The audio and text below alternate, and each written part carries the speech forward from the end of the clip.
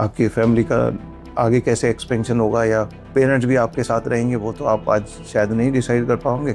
तो अगर mid 30s 40s में जाएंगे तो हो सकता है पेरेंट्स आपके साथ आ जाएं, बच्चे आ जाएं। तो टीयर 1 और टीयर 2 में बाइंग का लॉजिक बदल कैसे जाता है? छोटा सा 2 BHK भी लेने जाएंगे तो आपको तकरीबन मतलब कि 30,000 में आने वाली चीज का हम 85,000 EMI देते हैं। यस, जैसी आपकी जॉब लगती है यंगस्टर के ऊपर प्रेशर आने लगता है कि अपना एक घर ले लो। हमने द्वारका में घर लिया था मैंने खुद ने, आज से कुल 13 ही साल हुए हैं। तब हमें लगता था कि ये तो मॉडर्न घर है, बेस्ट घर है, लेकिन अब 13 ही साल में वो घर पुराना लगने लगा।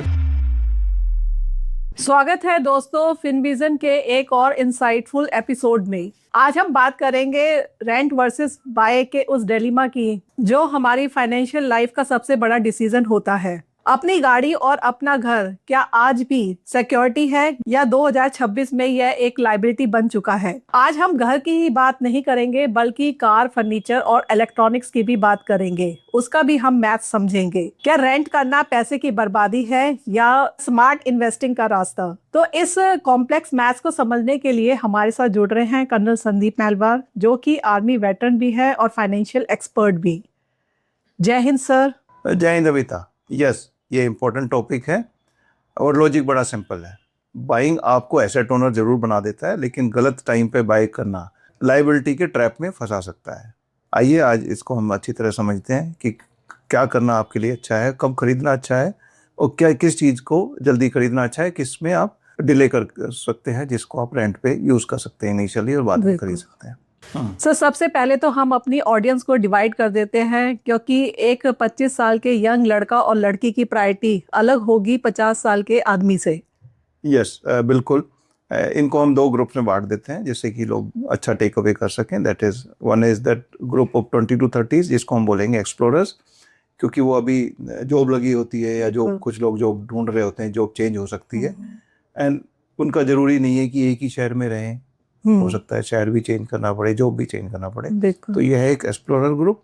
और एक स्टेबल ग्रुप जो कि तकरीबन 45 50 60 की उम्र में होते हैं, उनकी जॉब सेट हो गई होती है, फैमिली भी तकरीबन सेट हो गई होती है, बच्चे भी एक स्टेबल एज में आ गए हैं और उनका स्कूल भी सेट हो गया है, क्योंकि रोज रोज स्कूल भी चेंज नहीं होगा। एक दूसरा ग्रुप। तो आज हम अलग अलग डिवाइड करके बात करेंगे जिससे कि लोग अच्छा सा टेक अवे कर सकें। लेकिन आगे डिस्कशन से पहले मैं लोगों को रिक्वेस्ट करूँगा कि हम ये ऐसे यूज़फुल वीडियोस बार बार डालते रहते हैं, लगातार डालते रहते हैं, तो आप इस चैनल को सब्सक्राइब जरूर कर लें और अपने कमेंट शेयर करें जिससे कि हम इसमें वैल्यू ऐड कर सकें। बिल्कुल। इससे हमें थोड़ा हमारा भी हौसला बढ़ेगा और अच्छा फील होगा और हमारी टीम को भी अच्छा एनकरेज मिलेगा। बिल्कुल। और अच्छा टॉपिक लेके आएंगे अगली बार। सर अब आते हैं सबसे बड़ा डिसीजन घर का। तो टीयर 1 और टीयर 2 में बाइंग का लॉजिक बदल कैसे जाता है? यस, यहाँ पे कॉन्सेप्ट आता है रेंटल यील्ड का और अफोर्डेबिलिटी का।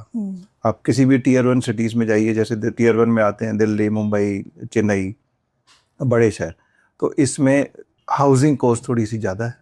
अगर आप एक छोटा सा 2 BHK भी लेने जाएंगे तो आपको तकरीबन 1 करोड़ में पड़ेगा और उसका किराया कुल 20,000 होगा। तो आप 1 करोड़ को, अगर आप के पास यंग एज में तो होंगे नहीं एंड ओल्ड एज में आपको या सीनियर एज में जब आप सेटल ग्रुप में आ रहे हैं, जो सेटलमेंट के टाइम आ रहे हैं, तो आपको 2 BHK में शायद काम नहीं चलेगा। तो यहाँ पे अफोर्डेबिलिटी आ जाती है और रेंटल यील्ड आ जाता है, क्योंकि रेंटल यील्ड तो तकरीबन 2-2.5% ही है। मतलब 1 करोड़ का घर तकरीबन 20 से 22,000 रुपये किराए में आपको मिल जाता है टीयर 1 सिटीज में। बिल्कुल। टीयर 2 सिटीज में यही घर तो 2 to 3 BHK आपको अच्छा सा घर 50 लाख में मिल जाता है और वहाँ पे रेंटल यील्ड थोड़े से बेटर होते हैं, क्योंकि वहाँ पे रेंटल यील्ड आपको 50 लाख का घर है तो आपका 12 से 14,000 रुपये किराया भी आपको मिल सकता है। तो ये 2 चीज़ें आती हैं उसमें। तो टीयर 1 में क्योंकि आप अगर एक्सप्लोरर ग्रुप में हैं तो आप किराए पे जाके फाइनेंशियली बेटर रह सकते हैं, क्योंकि आप इनिशियली अफोर्ड भी नहीं कर पाएंगे और आपकी अगर 1 लाख रुपए की तनख्वाह है, पूरे का पूरा EMI तो बनना लॉजिकल नहीं है। जहाँ तक आप टीयर 2 की बात है और आपकी जॉब स्टेबल है तो आप वहाँ पे खरीदने का प्लान कर सकते हैं, क्योंकि वहाँ पे अफोर्डेबिलिटी थोड़ी वहाँ पे आपकी अफोर्डेबिलिटी बन जाती है, क्योंकि घर थोड़े से सस्ते में आपको या कम पूंजी में आपको पैसे में घर मिल सकता है। मतलब कि 30,000 में आने वाली चीज का हम 85,000 EMI देते हैं। यस, अगर आप ट्रेडिशनल सोच से जाएंगे कि जैसे ही आपकी जॉब लगती है यंगस्टर के ऊपर प्रेशर आने लगता है कि अपना एक घर ले लो, क्योंकि वो ट्रेडिशनल हमें माना गया है कि भाई घर लेना बहुत ज़रूरी है और जितना जल्दी ले लो अच्छा माना जाता था। लेकिन वो शायद पहले था, अभी नहीं, क्योंकि आजकल घर किराए पे आसानी से मिल सकते हैं। और 1 करोड़ का घर आपको अगर खरीदने जाते हो, अगर आपके पास पैसे नहीं है तो अगर 1 करोड़ का लोन लोगे तो उसकी EMI तकरीबन 85 to 90,000 पड़ेगी। बिल्कुल। वही घर आपको जो है किराए पे अवेलेबल है 20 से 22 हजार में, 30 में भी नहीं, 20 से 22 ही किराया है 1 करोड़ के घर का। हाँ जी, इतना ही है। तो अगर एक इंसान उसको घर लेता है और घर में वो मालिक बनता है 20 साल के बाद, क्योंकि 20 साल तो उसका EMI पे करेगा। तो आपकी अगर यंग एज में हो, नई नई जॉब है, तो 1 लाख कमाना इतना आसान नहीं है, तो पूरे का पूरा आपका EMI में चला जाएगा। उसके बाद आपके खाने पीने के भी पैसे नहीं बचते। अगर आप उसको रेंटल पे लेते हो तो 20-22 हजार रुपये में आपको किराए पे मिल सकता है। 20 साल आप उस घर को यूज करेंगे 20-22 हजार रुपये का किराया देके, और जो मकान मालिक है उसका मालिक बनेगा 85 to 90,000 पर मंथ देके। अभी 20 साल तक क्या आप उस घर में रहोगे? नहीं। अगर आप नहीं रहोगे और आपने खरीद भी लिया तो आप उसको किराए पे दोगे, फिर नई जगह ढूंढोगे कि मैं किराए पे रहूं। तो उसमें आपकी अफोर्डेबिलिटी लिमिटेड हो सकती है, आपकी लाइफस्टाइल भी थोड़ी कॉम्प्रोमाइज करनी पड़ेगी, क्योंकि यंग एज आपकी 20s 30s दोबारा तो आते नहीं है, तो अपनी लाइफ भी जीना होता है। तो प्री मैच्योर डिसीजन ना ले। उससे अच्छा है कि आप इनिशियली जब आपकी जॉब अनस्टेबल है, सिटी अनस्टेबल है, तो किराए पे रहें। किराए पे रहेंगे तो उसको 20-22 हजार रुपये किराया दे रहे हैं, तो जितना भी आप उसके ऊपर EMI देते तो तकरीबन 20,000 वर्सेस 90,000 होता, तो तकरीबन 70,000 है। तो 70 की जगह आप 50,000 की आप SIP भी करेंगे, और 15 साल के बाद में आपको वो 2.5 से 3 करोड़ रुपए इकट्ठे हो सकते हैं आराम से। आपने अगर अच्छी सी SIP की 12-14% भी रिटर्न आ रहे हैं तो 2.5 करोड़ से ज़्यादा का कॉर्पस हो जाएगा, और तब तक आपका लाइफ भी सेटल हो जाएगी कि आप कहाँ रह रहे हैं, कितनी फैमिली है आपकी, आप एक अच्छा घर ले सकते हैं। तो in early stages renting is a better option, specially in Tier 1 cities. अगर आप Tier 2 की बात करो तो वहाँ पे आप इनिशियली किराए से स्टार्ट कर सकते हैं, और 5-7 साल बाद जब आपके पास इतना लेवरेज हो जाए, इतना आपके पास पूंजी इकट्ठी हो जाए, तो आप ले सकते हैं, क्योंकि वहाँ पे अफोर्डेबिलिटी थोड़ी जल्दी आ जाएगी, क्योंकि रेट्स अभी भी रीजनेबल है। दूसरा है, जब आप यंग एज में मकान लेंगे, जल्दी में लेंगे, तो हो सकता है आपको 2 BHK में काम चल जाए। आपकी फैमिली का आगे कैसे एक्सपेंशन होगा, या पेरेंट्स भी आपके साथ रहेंगे, वो तो आप आज शायद नहीं डिसाइड कर पाओगे। तो अगर मिड 30s 40s में जाएंगे तो हो सकता है पेरेंट्स आपके साथ आ जाएं, बच्चे आ जाएं, तो हो सकता है आपको 2 BHK में काम ना चले। तो ये घर आपने जल्दी में ले लिया तो हो सकता है नॉट यूजेबल हो जाए, क्योंकि तब आपको 3 और 4 BHK चाहिए। तो इतने उतावलेपन में ना ले तो बेटर। रेंट बेटर है। Rent is much better. Rent में आपको दूसरा फायदा ये मिलता है कि आप उस घर में रह रहे हो, तो घर को यूज कर रहे हो, तो वो तो जो उसमें कमियां होती हैं, बाहर से तो सभी अच्छा लगता है कि RWA के रेस्ट्रिक्शंस क्या है, पड़ोसी कैसे हैं, उसमें सर्दियों में धूप आती है कि नहीं आती है। अगर ऐसा है कि पूरे टाइम सनलाइट ही आती है तो हो सकता है गर्मियों में अनअफोर्डेबल भी हो जाए, अनबियरेबल हो जाए। बिल्कुल। तो लेकिन अगर आपने एक बार घर ले लिया तो आपके पास चॉइस नहीं है, क्योंकि घर स्ट्रेचेबल नहीं है, उसको आप चेंज नहीं कर सकते इतनी आसानी से। तो इनिशियली रेंटल बेटर है। बिल्कुल। एंड स्पेशली आजकल जब हाउसेस के प्राइसेस इतने ऊपर चढ़ गए हैं, अनअफोर्डेबल हो गए हैं, तो rental is much better, much economical. इसका एक और पहलू है, जब आप घर लोगे, अपना घर लोगे, तो उसको अच्छी तरह सजाओगे, उसको घर को मेंटेन करोगे, सस्टेन करोगे, तो वो सस्टेनेबल, अगर क्योंकि आपने लिमिटेड रिसोर्सेज में लिया है, तो उसके लिए आपके क्या रिसोर्सेज हैं, क्योंकि आप जिस सोसाइटी में रह रहे हो तो उस सोसाइटी के कम से कम बेसिक स्टैंडर्ड तो मेंटेन करोगे। बिल्कुल। तो आपने पैसे को निचोड़ के पूरा पैसा इकट्ठा करके तो घर लिया, घर के अंदर सामान के लिए कहाँ से पैसे लाओगे? एंड जब वो सामान होगा तो खर्चा तो बढ़ेगा ही। एक बार लाइफ स्टैंडर्ड सेट हो गया तो लोगों के एक्सपेक्टेशन तो बेटर होते हैं, और आप उन पर खरा भी उतरना चाहोगे, तो आपके पास वो लिवरेज नहीं होगा। दूसरा है, आज आप घर ले लोगे 20s 30s में कि भाई हम इसी घर में रहेंगे, नहीं, हर 10-20 साल में घर का स्टैंडर्ड चेंज हो जाता है। क्योंकि हमने द्वारका में घर लिया था, मैंने खुद ने, आज से कुल 13 ही साल हुए हैं। तब हमें लगता था कि ये तो मॉडर्न घर है, बेस्ट घर है, लेकिन अब 13 ही साल में वो घर पुराना लगने लगा, क्योंकि नई टेक्नोलॉजी आ रही है। तो अभी मैं रोज रोज तो घर को चेंज नहीं कर सकता, बिल्कुल। तो इतना उतावलेपन में क्यों लेना है? जब आप फाइनेंशियली वेल ऑफ हो जाएं, उतना आपके पास कैपेसिटी आ जाए, तब लेंगे, बेटर होगा। सोच समझ के लिए, क्योंकि जितने का घर ले लिया, 1 करोड़ का घर है तो कम से कम उसमें 20-30 लाख रुपए ऊपर आपके पास कैपेसिटी होनी चाहिए खर्च करने की, मेंटेन करने की, तभी आप अपना लाइफ स्टैंडर्ड मेंटेन करें। बिल्कुल। तो इससे अच्छा है कि इनिशियली आप किराए पे रह के अपना लाइफ जी लें, लाइफ स्टैंडर्ड मेंटेन कर लें, और जब अफोर्डेबल हो जाए तब घर ले लें। सर, इसका मतलब टियर 1 में रेंटिंग स्मार्ट है और टियर 2 में बाइंग के लिए बेस्ट है, अगर आप अफोर्ड कर सकते हो तो। बिल्कुल। दूसरा आपने ध्यान ये भी रखना है कि धीरे धीरे जॉब्स भी शिफ्ट हो रही हैं, जो टियर 1 की जॉब्स हैं, क्योंकि सिटीज में ओवर पॉपुलेटेड हो गए हैं, दिल्ली में पोल्यूशन का भी इशू है, तो हो सकता है वर्क प्लेसेस भी धीरे धीरे टियर 2 और टियर 3 की तरफ जाएं, तो हो सकता है लॉन्ग टर्म में वो फायदे का ये भी एक एज मिल जाए। सर, अब आते हैं गाड़ी पर। जब सैलरी बढ़ती है तो सबसे पहले लोग गाड़ी ही लेते हैं। बिल्कुल। क्या कार खरीदना बेस्ट ऑप्शन है या कैब? ओके। एंड देखो, कार एक डेप्रिशिएटिंग एसेट है। जैसे ही वो शोरूम से बाहर निकलती है, 15 से 20% उसकी वैल्यू गिर जाती है। तो जब कार खरीदने जाते हो, यस, यंगस्टर को लगता है कि कार खरीदना एक एस्पिरेशन होता है जल्दी से जल्दी, लेकिन कार खरीदने से पहले ध्यान रहे कि आपका कार का कॉस्ट क्या है, कितना आप उसमें डाउन पेमेंट कर रहे हैं, क्या उसकी ईएमआई अफोर्डेबल है, और एक कार लेके उसके बाद रनिंग कॉस्ट भी होंगे, जैसे कि उसकी ईएमआई के साथ साथ आपने फ्यूल भराना है, उसका मेंटेनेंस है, उसका पार्किंग अवेलेबल है कि नहीं है, क्योंकि आप अगर टियर 1 सिटीज़ में तो पार्किंग का भी इशू आ सकता है। एंड इशू ऐसा नहीं है घर पे ही खड़े होने का होगा, जब वो ऑफिस जाएंगे तो वहाँ भी पार्किंग का हो सकता है, आपको पार्किंग चार्जेस भी देने पड़े।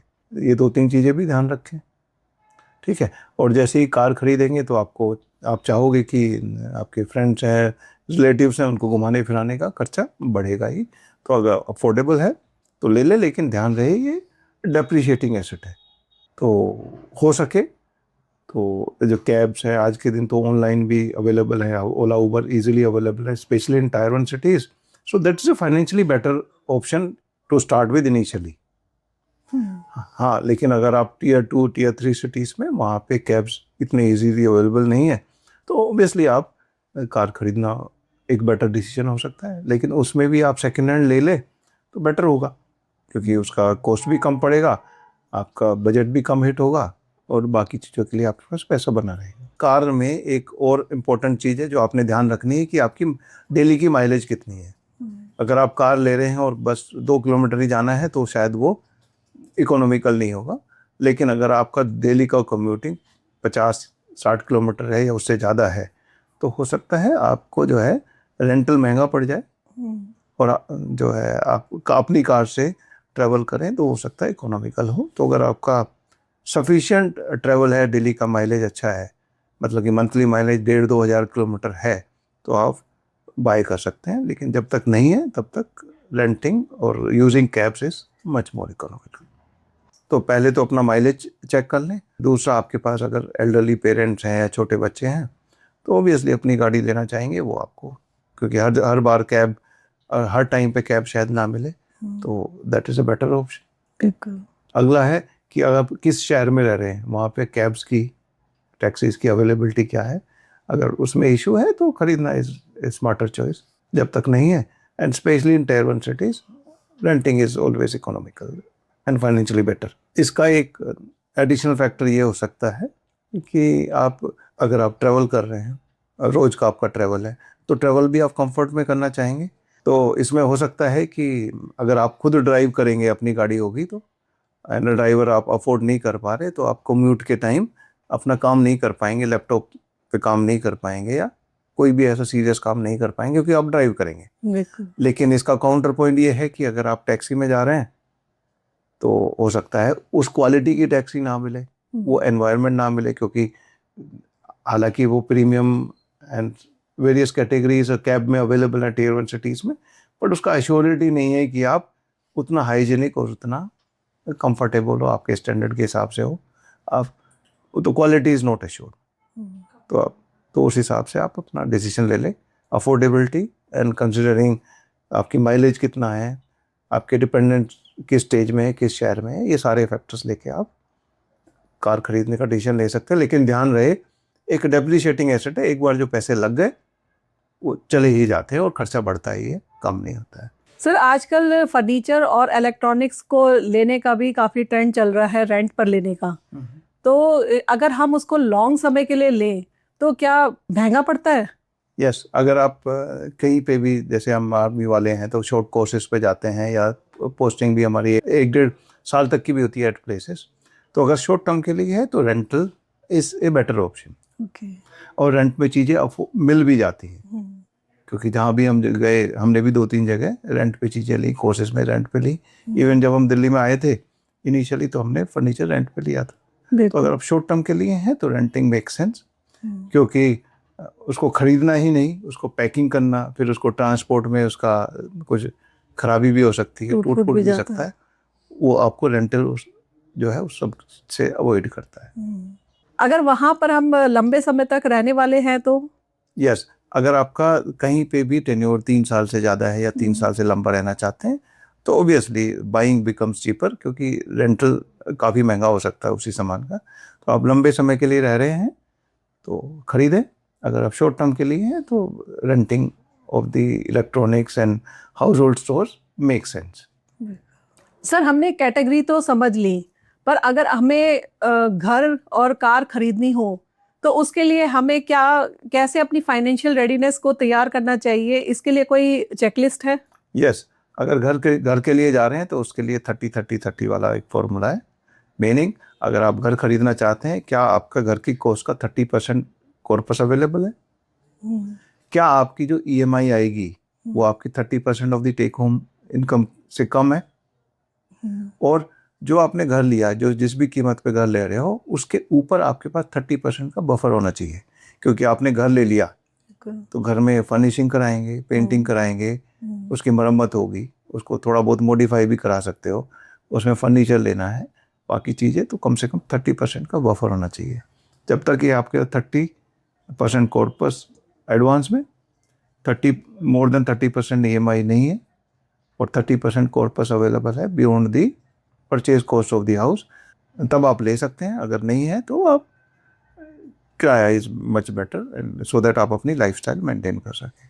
तो ये तो रहा घर का। कार के लिए ये फॉर्मूला है 24-10, मतलब कि जितने भी कार का कॉस्ट है उसका कम से कम 20% डाउन पेमेंट के लिए आपके अवेलेबल है, और आपकी EMI इतनी है कि आप उसको 4 साल से बियॉन्ड की EMI ना रखें, उतना आपका EMI अफोर्डेबल है।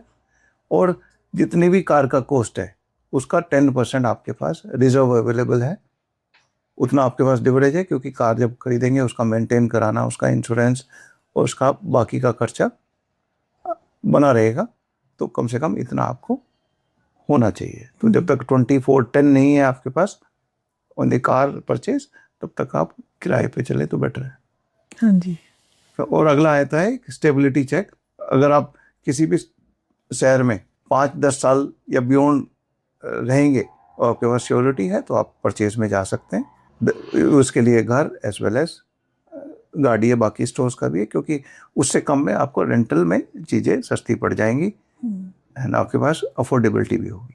तो दोस्तों बात बिल्कुल साफ है कि रेंट का मतलब लॉस नहीं और बाय का मतलब हमेशा सिक्योरिटी नहीं, जैसा सर ने बताया। अगर आप टियर 1 में रह रहे हो और अभी से काम शुरू किया है तो रेंटिंग बेस्ट है, और उस पैसे को आप इन्वेस्टिंग के लिए सोच सकते हो और अपना फ्यूचर सेफ और सिक्योर बना सकते हो। बिल्कुल, ownership is good, financial control is better. पहले अपने पैसे को ग्रो करें, अफोर्डेबिलिटी स्टेज पे आए और उसके बाद उसको परचेज करें। बिल्कुल। और ऑलवेज किसी भी चीज़ को परचेज करने से पहले अपनी अफोर्डेबिलिटी देख लें, उसकी रेंटल यील्ड देख लें और अपनी स्टेबिलिटी देख लें कि आप कितना स्टेबल रहेंगे, कितना स्टेबल उसको यूज़ करेंगे, और उसकी यूटिलिटी भी देखें, और उसके बाद ही ओनरशिप पे जाएं, उसके बाद ही परचेज पे जाएं। अगर आपको हमारा ये वीडियो पसंद आया हो तो लाइक, शेयर और सब्सक्राइब करना ना भूलें। अगर कोई भी आपकी क्वेरी है इसके रिगार्डिंग तो हमें नीचे कमेंट सेक्शन में लिख के भेज सकते हैं, उसका हम आंसर जरूर करेंगे। थैंक यू और हैप्पी इन्वेस्टिंग।